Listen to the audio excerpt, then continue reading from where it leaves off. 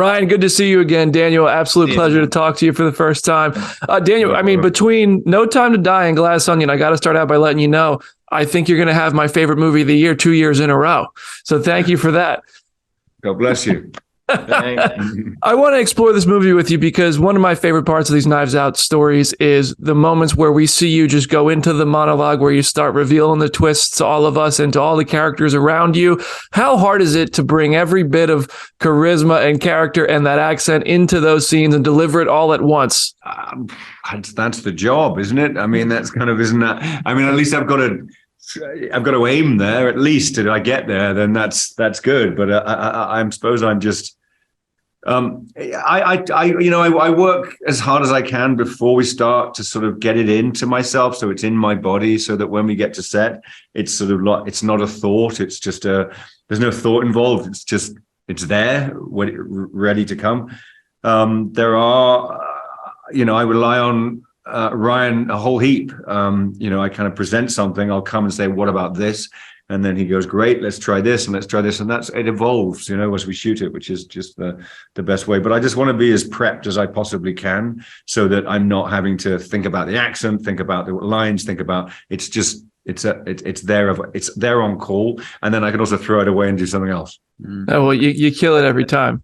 With the first movie and then also with this one, with that last section that you're talking about, because I love, that's the thing about murder mysteries I love, is the detective holding court and solving it at the end.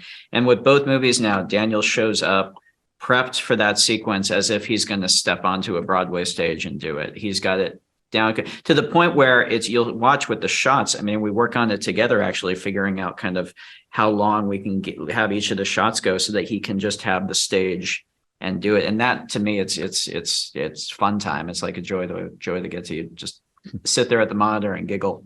Oh, it's great in the audience as well. We also get a peek at Benoit Blanc's home life. I'd love to hear about the two of you. Do you collaborate on getting a look behind the scenes at what Benoit Blanc is doing when he's not solving a murder? Is that a joint effort? Is that all you, Ryan? I mean, we talk about it, and we're also kind of discuss, we don't really kind of want there to be a lot of it. Yeah, that's what we want. I mean, I think in the sense that the more of an enigma he can remain, the better it is for the storytelling. It's less about him; it's about the suspects. It's about the protagonists in the story and about how he hopefully figures out the case. And we see in this movie one technique.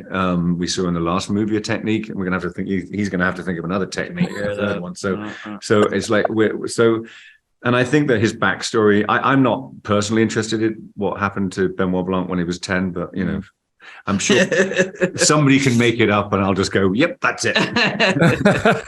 We'll keep solving these mysteries. I'll be seated for Knives Out 3. I'll be there. And Daniel, I got to ask you, my geek pocket of the world, one of the biggest reports in our site this year was that you were almost in Doctor Strange in the Multiverse of Madness as Baldur the Brave. I want to hear, when those things pop up, is that a conversation you ever had? Is that news to you when it's on the internet? Is that a world you'd be interested in living in? I should be so lucky. I love it.